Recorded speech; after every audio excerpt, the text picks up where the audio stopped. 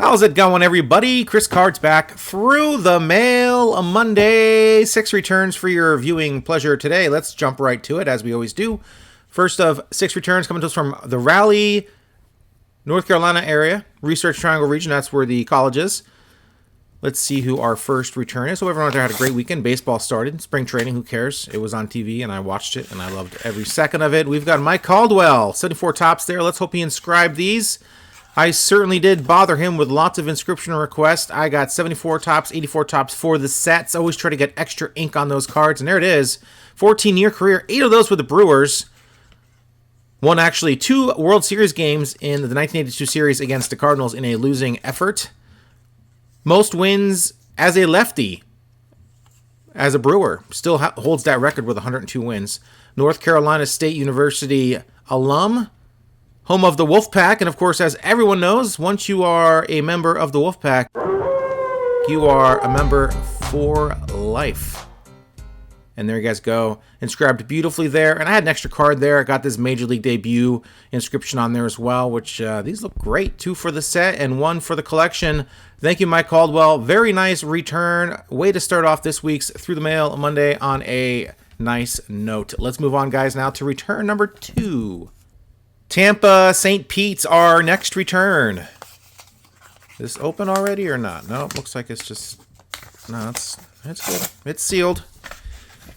And we have... Let's see who we got in this envelope. We got Matt Drews. Matt Drews, former first-round pick of the Yankees back in 1993. Top overall prospect coming out of high school. Top prospect for pitchers. Picked 13th overall by the Yankees in 1996, rated by Baseball America as the number 3 Yankees prospect behind Ruben Rivera and Derek Jeter. 12th overall in baseball. He had a pretty good first couple years in A-ball, but he fell off a cliff after those first few years, putting up horrendous numbers. Didn't make the majors, but check out this card. How could I not send this card off to get signed? Beautiful. Look at it shine. Picked by the Arizona Diamondbacks in the 97 expansion draft from the Tigers, but they sent him back to the Tigers for Travis Fryman. So he moved around a lot in the minors, but never did become a major league pitcher. Bum deal. I think he signed for $670,000 from the Yankees. Certainly a lot more than that now for a first-round pick. And there you guys go. Matt Drews, awesome cards to get signed. I love the die-cut card as well as the pinnacle card. Let's move on to return number 3. All right, my friends. Let's do this. Santa Ana, California, the West Coast. Santa stamp. No index cards in here. And we've got Dick Baney on a 70 tops card with the late Miguel Fuentes, who I can't get that completed, and these corners are kind of dinged up. That is what happens sometimes when they come back without the protective index cards. They're not that protective, but they keep things like that from happening. Bum deal. Got the 74 tops card signed with Mike Wallace already. Bob Apodaca and John DeAquisto can sign and complete that card. Probably will send to Apodaca next. DeAquisto is almost a sure thing. Apodaca, who knows? Don't want to send 3/4 of it to Apodaca and not get it back. So it's 74 tops card, fairly cheap. We're going to do it. Got in 63 games between the years of 1969 and 1974. Another expansion guy with the Pilots in 69, got drafted by them, got into 9 games for the Pilots. After that, played a few years with the Reds, and that was it for Dick Baney. Not a very productive Major League Baseball career, but a lot more productive and a lot more successful than Matt Drews. Posed nude in Playgirl back in 1977 under the assumed name of Dick Baney. Very controversial at the time. Very nice to get these cards back. Thank you, Mr. Baney. Let's move on to our next return. All right, San Bernardino, our next return here. Got some cards in here. Let's see where I should open this from. This seems like a safe spot. And we've got Greg Harris. Greg Harris signed a Stadium Club card. 87 tops looks like for the set. Greg Harris, nice 15-year career. 6 with the Red Sox, 3 with the Rangers, and 6 other teams throughout the rest of his career. 703 games he got into. He started 98 of them, and holy cow, look at all the cards I got signed. I'm ashamed I sent him this many cards for sure, but as a wise man once said, Chris, you're not greedy, you're opportunistic. So let's go ahead and go with that. And Greg Harris' signature, nothing to write home about. Sometimes I don't send too many cards because their signatures get worse the more cards they sign. So I usually put the card I want most signed first before they start just scribbling their name. And I put the 87 Topps card first, and it didn't work. So there you guys go. Greg Harris, great signer though. Our very first ambidextrous pitcher in the big leagues in 1995. He pitched to 2 batters, lefty. First player ever to do that in a game. His glove is actually in the Hall of Fame displayed. He actually had it custom made with 2 thumbs in it so he could pitch from either side. Survived mostly on pitching nothing but curveballs in several stints during his career. Pretty interesting pitcher, Greg A. Harris. Not Greg W. Harris, Greg A. Harris. Make sure you guys send to the right guy.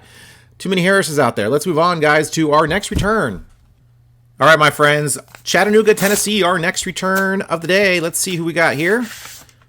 We have Rick Honeycutt. Rick Honeycutt, 89 Upper Deck, signed with the inscription 89 World Series champion. I try to get those 89 Upper Deck signed by the A's with that inscription on it. He also had an incredible year in 83, so he's got a few 84 Topps cards for the set. Atlee Hammaker and Buddy Bell, I've got to chase those guys down, including an 87 Topps and 84 Topps card. All these cards signed for my set, 5 cards. He is not free. I think I sent him $10, and I should have got an 83 All-Star inscription on 84 Topps card. I'm not sure why I didn't, but I was probably feeling a little guilty already asking for 1 inscription. I guess I could have sent some more money and felt less guilty about it, but there you guys go. He doesn't sign for a specific fee. Basically, you send him a few bucks and a couple cards, you'll get it signed. Nice 21-year career for Honeycutt. 8 of those with the A's, 5 with the Dodgers. 2-time All-Star, and of course, as I mentioned, 89 World Series champion. There you guys go. There's information. There is my inscription request. Busted out a bunch of his cards I needed for my set, all in one request. Love it. Let's move on, guys, to our final return of the day. All right, my friends, next return coming to us from Phoenix, Arizona, Santa stamp in tow. There he is live and in effect. Glorious white bearded Santa. We've got Tom Treblehorn on a 90 Topps card, 91 Topps card, and an 88 Topps card. Back when they were making manager cards, Tom really lucked out with that.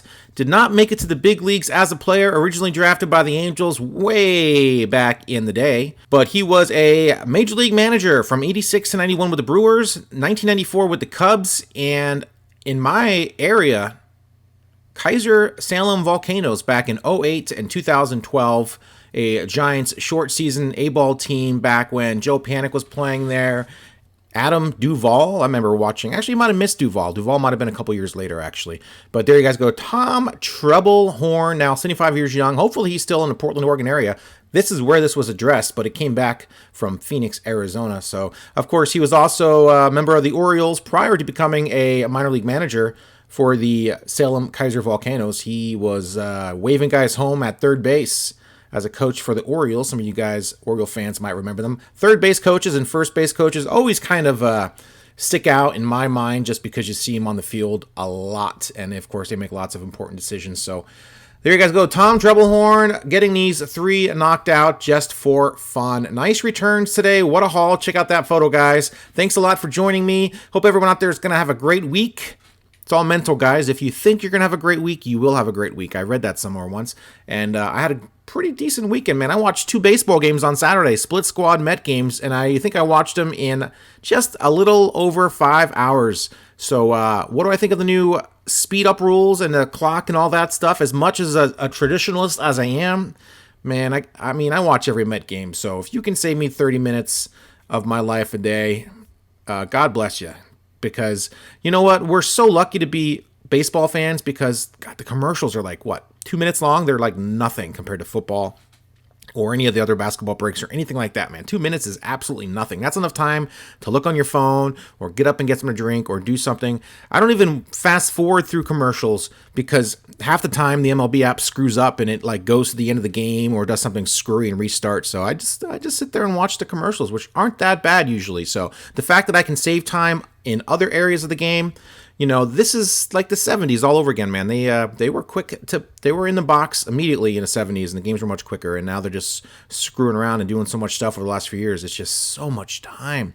So I really enjoyed watching those two games in like 5 hours. I watched them both, and very excited. God, I don't know if I'm the only one, but man, I cannot stand in-game interviews during spring training. And it's bad enough that ESPN does it during all their telecasts during the regular season. I just want to hear you call the game. So I'll usually switch over to the radio broadcast to ignore some of that insufferable interviews. Although if I'm watching SNY, I'll watch the interviews because I don't want to miss Gary, Keith, and Ron. So great broadcasters. Glad Keith's back for 3 more years. And that's it, guys. Very excited. A little late today on this week's Through the Mail on Monday. Of course, I started this on Sunday, and I'm ending it on Monday. I've already got a game under my belt. Cardinals and Mets, 14 like 7 or 8 or something like that. It was still less than 3 hours, even though there was like 20 freaking runs scored and a bunch of hits. So I was on a couch watching that, knowing I had to finish this video, and I'm like, I'll get to it after this game's over with. So a late evening Through the Mail on Monday. Hope everyone enjoys it. I've got nothing else to say. Thanks for watching. Hit that subscribe button. I do this every single week. Would love to have you along for the ride. Like and comment down below. And let me know what you guys think of the rule changes. I like the pitch clock stuff. The bigger bases, I don't really care about too much, but if it increases the run game, then great. But getting caught stealing affects your WAR, so a lot of these guys are thinking about their contracts. Like they said today on the ESPN telecast, the Mets game. I mean, there's a lot of variables involved with stealing bases and getting caught that are not positive, even though all these guys should be thinking about is winning games. Unfortunately, that's not quite the case. And how about Machado getting an extension from the Padres? That was nice of them. That was very nice of them. Anyway, guys, that is it, my friends. Have a great week. See ya.